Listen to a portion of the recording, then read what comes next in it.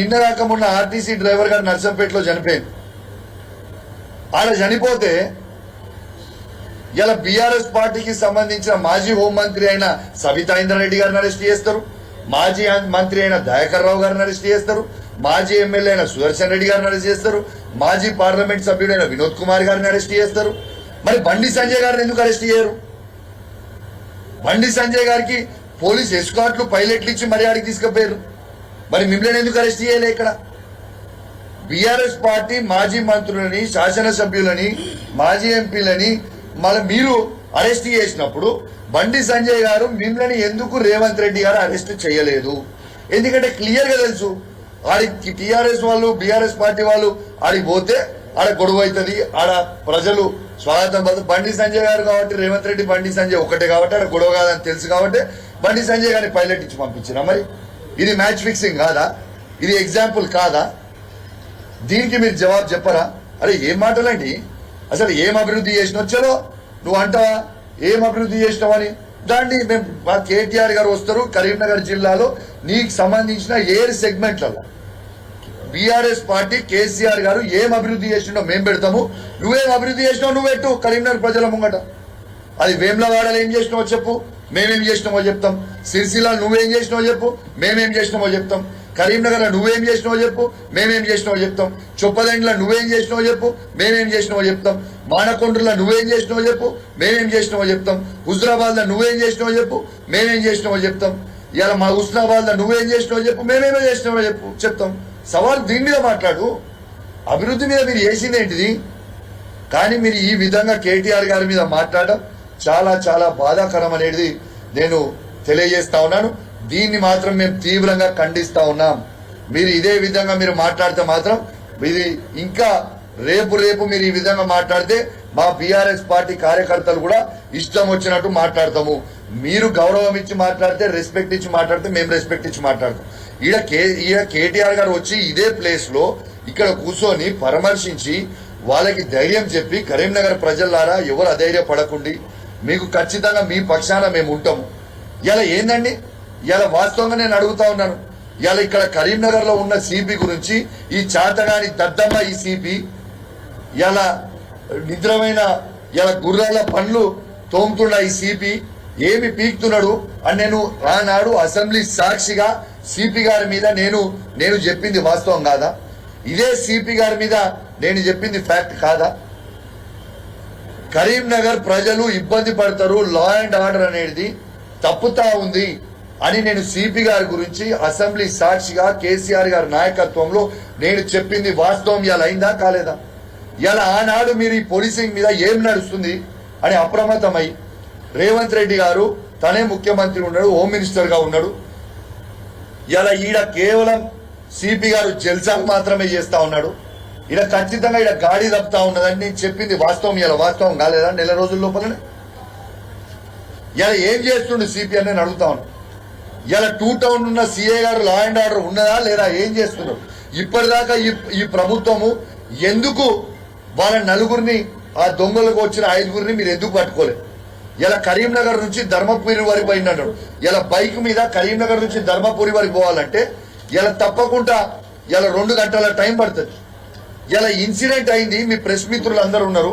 ఇవాళ ఇన్సిడెంట్ అయింది 11 గంటల 11 నిమిషాలు అయితే గంట సేపటి వరకు సిపి గారు ఇన్సిడెంట్ స్పాట్ దగ్గర కూడా మీ ప్రెస్ మిత్రులు పోయే వరకు కూడా సిపి గారు రారా? ఇది వాస్తవమా కాదా?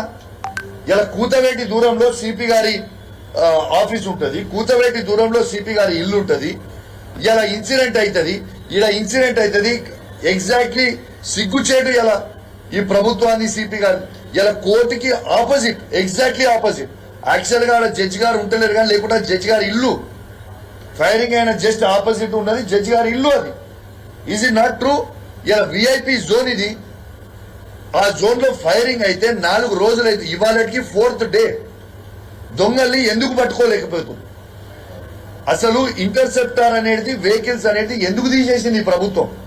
రేవంత్ రెడ్డి గారి ప్రభుత్వం ఇంటర్సెప్టార్ వెహికల్స్ అనేది ఎందుకు తీసేసింది? ఇలా అదే ఇంటర్సెప్టార్ ఉంటే గిట్లా mini police station. What is interceptor? It is mini police station, nothing but mini police station on the roads, visibility of police on the roads. ఇలా ప్రతి చౌరస్తాలో, మెయిన్ చౌరస్తాలో ఇలా ఇంటర్సెప్టార్ వెహికల్స్ ఉండుంటే ఇలా ఏముంటుండే, ఇలా దాంట్లో పోలీసు వాళ్ళది AK-47 ఉంటే ఇలా మొత్తం దొంగలు దొరికిపోవు కదా. దాన్ని ఎందుకు క్యాన్సిల్ చేసిరు అసలు? దీని మీద సొయ్యి ఉన్నదా అసలు? ఇదే పోలీసింగ్ ఏం చేస్తారు? ఇదే రేవంత్ రెడ్డి గారు ఏం చేస్తారు? సరే, ఆ నలుగురు దొంగలు దొరకలే, ఈ చాతగాని సిపిని ఆ చాతగాని సిఐని ఎందుకు సస్పెండ్ చేస్తలేరు? ఇంకా కాపాడుకుంటూ వస్తారా? సొయ్యి ఉందా లేదా మీకేమన్నా? మీకు ఇంకొక సంచలనం చెప్తా ఇవాళ, అసలు మీరు షాక్ అయిపోతారు చెప్తే. ఇలా వెపన్స్ తో అయిన ఇన్సిడెంట్ ఎన్ని రోజులు అయింది? ఇవాళకి ఎగ్జాక్ట్లీ 4 days అయింది. ఇవాళకి 5th day. మీకు ఇంకొక సంచలనమైన విషయం చెప్తా, ఇది రాసుకోండి. ఇంకొక చాలా పెద్ద సంచలనం, దయచేసి ఇది అందరు కూడా మళ్ళా రాయాలి. ఇలా అలుగునూరు చౌరస్తాలో ఈ ఫార్చునర్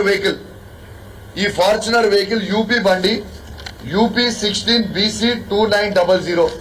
ఈ ఫార్చునర్ ఒక ప్రముఖ న్యాయవాది హైకోర్టులో పనిచేసే న్యాయవాది ఖాళీద్ అనే న్యాయవాదిని 5వ తారీఖున సాయంత్రము 6 నుంచి 7 గంటల మధ్యలో అలుగునూరు చౌరస్తాలో నలుగురు దుండగులు యూపీ బండిలో వచ్చి వెపన్ను పెట్టి ఆ న్యాయవాదిని హత్య చేసే ప్రయత్నం చేసిండ్రు.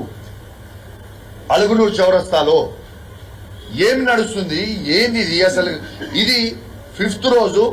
ఇగోండి, ఈ బండి నంబర్ కూడా ఇచ్చినాము. ఈ బండి నంబర్లో మీకు చెప్పిన ఈ బండి నంబర్ యూపీది అనేది ఇది పోలీస్ యాప్ లోనే. ఆ రోజు ఈ హైకోర్టు న్యాయవాది ఖాళీద్ అనే హైకోర్టు న్యాయవాది ఈయన పోయి పిటిషన్ ఇస్తే ఈ బండి నంబర్ డీటెయిల్స్ తీసుకొని తీస్తే యూపీకి సంబంధించిన బండి ఎటు పోతుంది లా అండ్ ఆర్డర్ మేము అడుగుతా ఉన్నాము. ఇగోండి, ఇదే రిసీవ్డ్ కాపీ, ఇదే ఆ రోజు పోలీస్ స్టేషన్ లో ఇచ్చిన రిసీవ్డ్ కాపీ.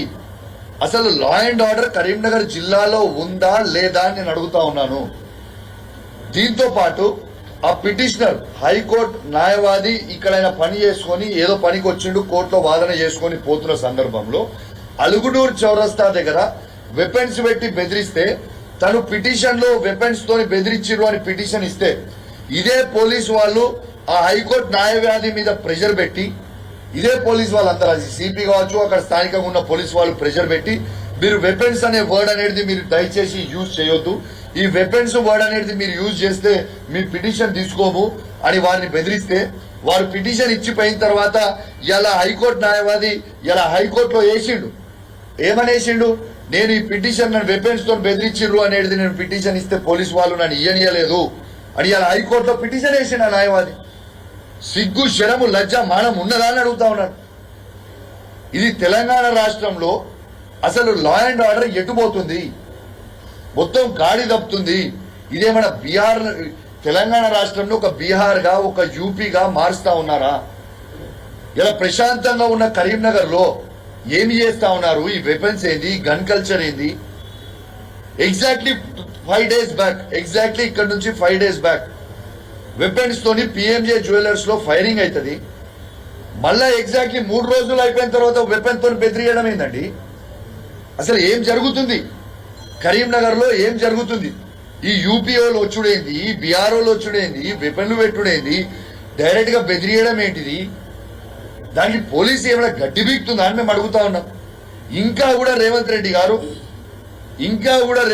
గారు కావచ్చు, బండి సంజయ్ గారు కావచ్చు, కేంద్ర హోంమంత్రి అయిన బండి సంజయ్ గారు కావచ్చు, రాష్ట్రంలో హోంమంత్రి అయిన రేవంత్ రెడ్డి గారు, ముఖ్యమంత్రి రేవంత్ రెడ్డి గారు కావచ్చు, ఏమి పీకుతున్నారు? గడ్డి పీకుతున్నారా మీరని మేము అడుగుతా ఉన్నాం.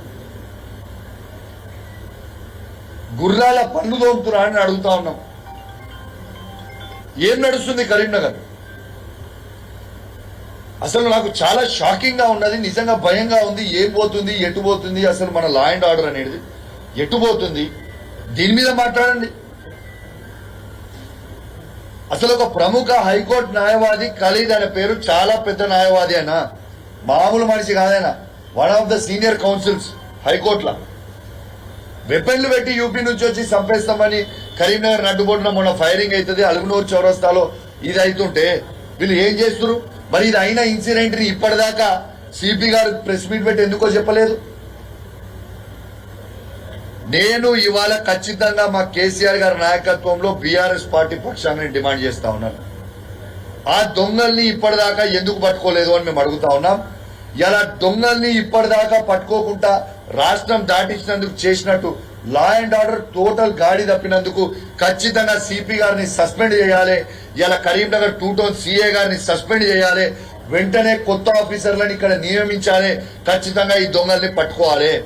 వీళ్ళతోని కాదు, నేను చెప్తున్నాను, వీళ్ళతోని కాదు. మీరేదో కౌశిక్ రెడ్డి క్రెడిట్ వస్తుంది, బీఆర్ఎస్ పార్టీ క్రెడిట్ వస్తుంది. అరే క్రెడిట్ నాకు వద్దా అని క్రెడిట్ మీరే తీసుకోండి. నాకు కావాల్సింది మా కరీంనగర్ జిల్లాలో ప్రజల క్షేమం కావాలి, వాళ్ళు ప్రశాంతంగా బతకాలని కోరుకుంటున్నా. ఇలా కరీంనగర్ లో ఉన్న వ్యాపారస్తులు అందరూ భయపడతా ఉన్నారు. నా కరీంనగర్ లో ఉన్న బ్యాంక్ మేనేజర్లు అందరూ ఫోన్ చేస్తా ఉన్నారు. అన్ని బ్యాంకులు, సార్ మాకు చాలా భయం అవుతుంది, మా బ్యాంక్ లో క్యాష్ ఉంటుంది, ఇట్లా ఉంటే పరిస్థితి మేము కరీంనగర్ లో ఎట్లా బతకాలి అని భయపడతా ఉన్నారు బ్యాంక్ మేనేజర్. చాలా మంది వ్యాపారస్తులు మాట్లాడుతూ ఉన్నారు నాకు, సార్ లా అండ్ ఆర్డర్ మొత్తం గాలి తప్పిపోయింది, నిజంగా మేము వ్యాపారం చేయాలంటే మాకు భయం అవుతా ఉంది, మేము ఎట్లా కరీంనగర్ పట్టణంలో వ్యాపారం చేయాలి ఎట్లా అని భయపడుతున్నాం. ఇలా కరీంనగర్ పట్టణంలో ఉన్న ప్రజలు, ఇలా కరీంనగర్ జిల్లాలో ఉన్న ప్రజలు అసలు ఇళ్ల నుంచి వాళ్ళ ఉన్న చిన్న చిన్న జ్యువెలరీయో క్యాషో చిన్నపాటి క్యాష్ మధ్య తరగతి వాళ్ళు పెట్టుకోనికే సార్ మాకు చాలా భయంగా ఉంది, మేము ఏం చేయాలనో అర్థమైతలేదు, కొంచెం మీరు ఇంకా గట్టిగా మాట్లాడండి, దయచేసి గట్టిగా మాట్లాడండి అన్నా అని ఇలా వాళ్ళు ఫోన్ చేసి చెప్పే పరిస్థితికి ఇలా కరీంనగర్ లో ఉన్నది. ఇవి పట్టించుకోకుండా, లా అండ్ ఆర్డర్ పట్టించుకోకుండా రేవంత్ రెడ్డి గారు నిద్రపోతున్నట్టు, ఇలా బండి సంజయ్ గారు నిద్రపోతున్నట్టు ఇవి మీరు మాట్లాడండి. ఎస్ బండి సంజయ్ గారు, నేను మీరు పార్లమెంట్ సభ్యులు, మీ సహచార ఎమ్మెల్యే, నేను మాతో పాటు మొత్తం అందరు ఎమ్మెల్యేలను పిలువురి. మీరు హోంమంత్రిగా ఉన్నారు, మేము పిలుస్తున్నాం, మేము ఫోన్ చేస్తున్నాం, నేను కానీ మా గంగ్లా కమలాకర్ గారు కానీ ఫోన్ చేసి రివ్యూ మీటింగ్ పెట్టమంటే వాళ్ళు ఎట్లా పెట్టరు. మీరు రివ్యూ మీటింగ్ పెట్టండి, పిలవండి. ఎమర్జెన్సీ మీటింగ్ లో బండి సంజయ్ గారు ఇలా కరీంనగర్ హెడ్ క్వార్టర్ లో మీరు పెట్టండి. అందరు 7 ఎమ్మెల్యేలను పిలవండి.